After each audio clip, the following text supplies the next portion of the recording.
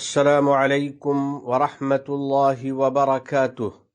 جمعہ 20 شعبان سن 1445 مطابق 1 مارچ سن 2024 کے خطبے کا اردو میں خلاصہ پیش خدمت ہے۔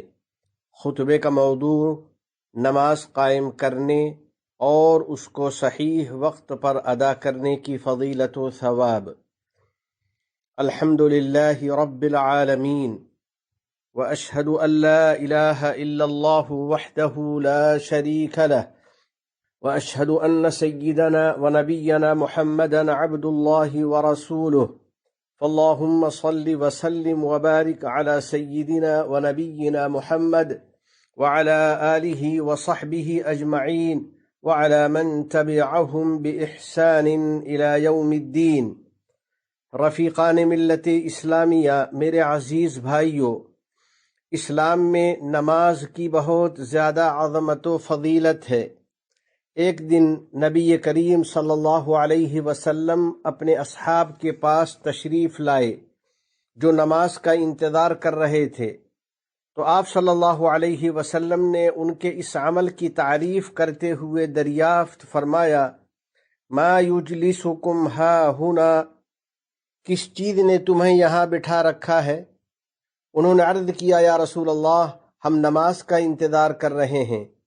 تو آپ صلی اللہ علیہ وسلم تھوڑی دیر خاموش رہے، پھر ارشاد فرمایا، اتدرون ما یقول ربکم عز وجل، کیا تمہیں معلوم ہے کہ تمہارا رب عز وجل کیا ارشاد فرما رہا ہے؟ صحابہ کرام نے عرض کیا کہ اللہ اور اس کے رسول ہی کو زیادہ بہتر معلوم ہے۔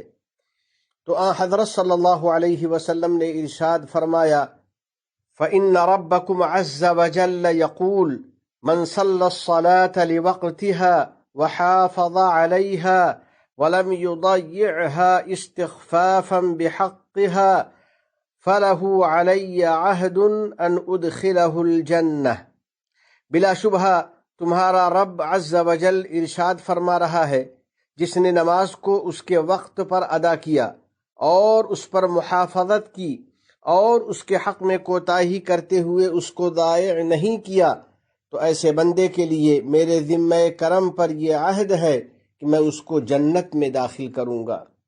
اللہ کے نیک بندو، میرے دوستو، نمازوں کو ان کے صحیح وقت پر ادا کرنے کی بہت زیادہ اہمیت ہے۔ رب ذوالجلال والاکرام نے اوقات نماز کی تعین فرما دی ہے، چنانچہ اس نے حضرت جبریل علیہ السلام کو اس کے لیے ہمارے نبی محمد عربی صلی اللہ علیہ وسلم کے پاس بھیجا۔ بس انہوں نے کعبہ مشرفہ کے پاس 2 مرتبہ 5 نمازیں پڑھائیں۔ پہلی مرتبہ ہر نماز کو ان کے ابتدائی وقتوں پر اور دوسری مرتبہ ان کے آخری اوقات پر پڑھایا۔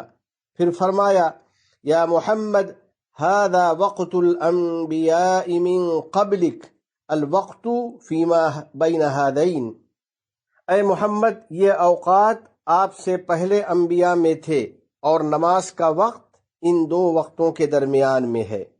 بہرحال اللہ عز وجل نے وقت کی پابندی کے ساتھ نماز کی محافظت کا حکم دیا ہے، چنانچہ ارشاد ہے، ان الصلاة كانت على المؤمنین کتابا موقوتا، بے شک نماز تو ایمان والوں پر وقت کی پابندی کے ساتھ فرض ہے، یعنی ان کا وقت متعین ہے، لہذا ان سے پہلے ادا کرنا یا انہیں دیر سے پڑھنا جائز نہیں۔ ہاں، جہاں شریعت نے بندوں پر آسانی کرتے ہوئے جمع بین الصلاتین کی اجازت دی ہے، یا کبھی نیند یا بھول سے ایسا ہو جائے اور لاپرواہی کو دخل نہ ہو، تو یہ عذر شرعی ہے جس کی وجہ سے نماز میں تاخیر کا گناہ نہیں ہوتا۔ نبی رحمت للعالمین صلی اللہ علیہ وسلم نے فرمایا ہے، لیس فی النوم تفریط انما التفریط فی الیقظہ فاذا نسی احدکم صلاة او نام عنها فلیصلها اذا ذکرها۔ غلبہ نیند کے باعث سو جانے میں اور نماز چھوٹ جانے میں کوئی کوتاہی اور قصور نہیں۔ کوتاہی اور قصور تو بحالت بیداری نماز چھوڑنے میں ہے، لہذا جب تم میں سے کوئی کسی نماز کو ادا کرنا بھول جائے تو جس وقت یاد آئے اسے پڑھ لے۔ اور اللہ سبحانہ و تعالی نے نماز کی پابندی کو محبوب ترین عمل قرار دیا ہے۔ چنانچہ ایک بار نبی اکرم صلی اللہ علیہ وسلم سے دریافت کیا گیا کہ اللہ کے نزدیک سب سے محبوب عمل کون سا ہے؟ تو آپ صلی اللہ علیہ وسلم نے ارشاد فرمایا، الصلاۃ علی وقتها، نماز کو اس کے وقت پر ادا کرنا۔ چنانچہ جب نماز کا وقت ہو جاتا تو آپ صلی اللہ علیہ وسلم نماز کی طرف بالکل یکسو ہو جاتے اور نماز کی ادائیگی کے لیے اپنے آپ کو مکمل طور پر فارغ کر لیتے، اور کوئی بھی چیز آپ صلی اللہ علیہ وسلم کو نماز سے غافل نہیں کر پاتی تھی۔ الغرض، آپ صلی اللہ علیہ وسلم اللہ رب العزت کے اس فرمان کا غیر معمولی اہتمام فرماتے، اقم الصلاة لدلوک الشمس الى غسق اللیل وقرآن الفجر ان قرآن الفجر کان مشہودا۔ اے محبوب، سورج ڈھلنے کے وقت سے لے کر رات کے اندھیرے تک نماز قائم کیجیے، اور فجر کے وقت قرآن کریم پڑھنے کا اہتمام کیجیے، بے شک صبح کی نماز فرشتوں کے حاضر ہونے کا وقت ہے۔ اوقات نماز کی اہمیت سمجھنے والوں، یہ تو ہمیں معلوم ہی ہے کہ سب سے پہلے نماز فجر کا وقت آتا ہے۔ یہ بہت بابرکت وقت ہے۔ اس وقت دن اور رات والے فرشتے اکٹھے ہوتے ہیں۔ با توفیق مومن اسے خشوع خضوع سے ادا کرتے ہیں۔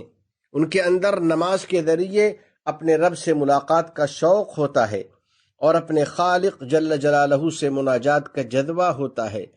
پس اہل ایمان نماز فجر سے اپنے دن کا آغاز کرتے ہیں۔ وہ اذان کو بغور سنتے ہیں اور مؤذن کے اس کلمہ کی حقانیت کا یقین رکھتے ہیں، الصلاۃ خیر من النوم، نماز نیند سے بہتر ہے۔ یقیناً نماز فجر پڑھنے والے کے لیے یہ عظیم بشارت ہے، بالنور التام یوم القیامہ، یعنی قیامت کے دن اس کو نور کامل عطا کیا جائے گا۔ نماز فجر پڑھنے والا بندہ اللہ جل جلالہ کے ذمہ کرم اور اس کی حفاظت میں داخل ہو جاتا ہے۔ پس باری تعالی پورے دن اس کی حفاظت فرماتا ہے اور اس کی صبح کو خیر و برکت سے مالا مال فرما دیتا ہے۔ نشیطا طیب النفس وإلا اصبح خبیث النفس کسلان، پس وہ بندہ چستی اور نفس کی پاکیزگی کے ساتھ صبح کرتا ہے، اور جو نماز فجر نہیں پڑھتا وہ نفس کی خباثت اور سستی کے ساتھ صبح کرتا ہے۔ پھر مومن بندہ نماز ظہر، عصر اور مغرب کو ان کے اوقات پر ادا کرتا ہے۔ چنانچہ جب اللہ کا ذکر بلند ہوتا ہے اور نماز کی اطلاع کے لیے اذان دی جاتی ہے اور مومن بندہ خدائے رحمان کی ندا اور کامیابی اور مغفرت کی صدا سنتا ہے تو وہ نمازوں میں غفلت اور تاخیر نہیں کرتا، بلکہ ان کی طرف سبقت کرتا ہے، نماز کے کلمات میں غور و فکر کرتا ہے، خشوع خضوع کا اہتمام کرتا ہے، قیام، رکوع اور سجدوں کے درمیان ایمانی لذت و حلاوت حاصل کرتا ہے، اپنے رب کے ساتھ اپنے تعلق کی تجدید کرتا ہے، اس کے فضل و کرم کا سوال کرتا ہے، اپنی روحانی طاقت اور قلبی طمانینت میں اضافہ کرتا ہے، اور زندگی کے بوجھ اور اس کی الجھنوں سے چھٹکارا حاصل کرتا ہے۔ اس کے بعد بندہ نماز عشاء کے ساتھ اپنے دن کی مصروفیات کا اختتام کرتا ہے، رب کائنات کا شکر ادا کرتا ہے اور اس کے عفو و کرم اور رحمت و مغفرت کی امید رکھتا ہے۔ پس وہ اس فضیلت کو حاصل کر لیتا ہے، الصلاة المکتوبة الى الصلاة التي بعدها کفارة لما بینہما، ایک فرض نماز اگلی فرض نماز تک بندے کی خطاؤں کا کفارہ بن جاتی ہے۔ اسی طرح نماز کا انتظار کرنے والے کے لیے یہ عظیم بشارت ہے، لا یزال احدکم فی صلاة ما دام ینتظر الصلاة، تم میں سے وہ بندہ اس وقت تک نماز ہی میں ہوتا ہے جب تک وہ نماز کا انتظار کرتا رہتا ہے۔ پھر نماز ادا کرنے کے بعد آدمی جب تک اپنی نماز گاہ میں بیٹھا رہتا ہے تو فرشتے اس کے حق میں یوں دعا کرتے رہتے ہیں، اللہم اغفر لہ، اللہم ارحمہ، یا اللہ تو اسے بخش دے، یا اللہ تو اس پر رحم فرما۔ آخر میں ہم اللہ رب العزت سے سوال کرتے ہیں کہ وہ ہمیں نماز قائم کرنے کی توفیق عطا فرما دے اور ان بندوں میں شامل فرما لے جن کی تعریف میں اس نے یہ ارشاد فرمایا ہے، الذین هم علی صلاتہم یحافظون، اور جو اپنی نمازوں کی حفاظت کرتے ہیں۔ نمازوں کی پابندی کرنے والوں، اگر ہم نماز قائم کرتے ہیں اور اسے ٹھیک وقت پر ادا کرتے ہیں تو یہ اس بات کی دلیل ہے کہ ہمیں اس کی اہمیت اور قدر و قیمت کا احساس ہے۔ پھر نماز کی پابندی اپنے بچوں میں نماز کی محبت اور اس کی پابندی پیدا کرنے کا ذریعہ ہے۔ سیدنا عمر رضی اللہ تعالیٰ عنہ فرماتے ہیں کہ میرے نزدیک تمہارا سب سے اہم معاملہ اور سب سے ضروری کام نماز ہے، تو جس نے نماز قائم کی اور اس کی کما حقہ حفاظت کی تو اس نے اپنے دین کو بچا لیا، اور جس نے نماز کو ضائع کر دیا تو وہ نماز کے علاوہ دوسرے شرعی احکام کو بہت زیادہ اور بہت آسانی سے ضائع کر دے گا۔ بس میرے وہ بھائیوں جو اپنی نمازوں کی حفاظت کرتے ہو، اپنے رب کے ساتھ تعلق کی خواہش رکھتے ہو، آپ کے لیے اللہ کی محبت اور اس سے ملاقات کی مبارکباد ہے اور جنت میں داخلے کی فرحت و بشارت ہے، جیسا کہ اللہ جل جلالہ کا ارشاد ہے، اولئک هم الوارثون الذین یرثون الفردوس هم فیہا خالدون، ایسے ہی لوگ وارث ہونے والے ہیں جو فردوس کے وارث ہوں گے جس میں وہ ہمیشہ ہمیشہ رہیں گے۔ میرے بھائیوں، جنہوں نے اپنی نمازوں میں کوتاہی کی ہے، بس آپ نے نمازیں ضائع کر دی ہیں یا انہیں ان کے صحیح وقت پر ادا نہیں کیا، تو آج بہترین موقع ہے۔ رمضان المبارک ہمارے سامنے ہے۔ یہ ماہ مبارک آپ کے رب کی طرف سے ایک عظیم تحفہ ہے۔ یہ توبہ و استغفار کا موسم ہے۔ اپنے خالق جل جلالہ کے ساتھ تعلق کی تجدید کا بہترین موقع ہے، اور نمازوں کو صحیح وقت پر ادا کر کے اپنے رب کی طرف رجوع ہونے کا مہینہ ہے۔ پھر نماز کے سلسلے میں گھر کے افراد کو ایک دوسرے کا تعاون کرنا چاہیے، اس طور پر کہ اگر شوہر پہلے بیدار ہو جائے تو وہ اپنی بیوی کو نماز کے لیے جگا دے، اور اگر بیوی پہلے اٹھ جائے تو وہ اپنے شوہر کو جگا دے، اور دونوں اپنے بچوں کو بیدار کر دیں تاکہ بچے بھی نماز قائم کرنے والے بنیں اور اس کو ان کے صحیح وقت پر ادا کریں اور وقت سے لیٹ نہ کریں۔ بلا شبہ نماز دین کی بنیاد ہے۔ نماز سب سے افضل اور بہتر نیکی ہے، یہ سب سے مقبول اور بلند عمل ہے۔ آخر میں بارگاہ رب العزت میں دعا ہے کہ الہ العالمین ہمیں اپنے احکام اور نبی کریم صلی اللہ علیہ وسلم کی سنتوں سے سچی محبت نصیب فرما، ہمیں اور ہماری اولاد کو علم نافع اور عمل صالح کی توفیق عطا فرما، تمام گناہوں اور ہر قسم کی خرافات سے ہم کو بچا لے، ہمارے والدین، عزیز و اقارب اور پوری امت مسلمہ کو امن و رحمت عطا فرما، اور ہمارے تمام مرحومین کی مغفرت فرما، ہم پر باران رحمت نازل فرما۔ اس ملک کے صدر ذی وقار شیخ محمد بن زائد، ان کے نائبین اور ان کے ولی عہد کو توفیق و عنایت اور صحت و عافیت عطا فرما۔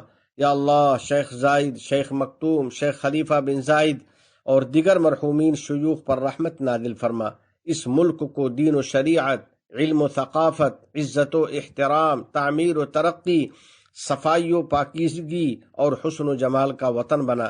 متحدہ عرب امارات اور عالم اسلام سمیت پوری دنیا کو امن و امان کا گہوارہ بنا۔ وفقنی اللہ و ایاکم لصالح الاعمال، وصلی اللہ علی سیدنا و نبینا و حبیبنا محمد وعلى آلہ وصحبہ اجمعین وعلى من تبعهم بإحسان إلى يوم الدين۔ السلام علیکم ورحمۃ اللہ وبرکاتہ۔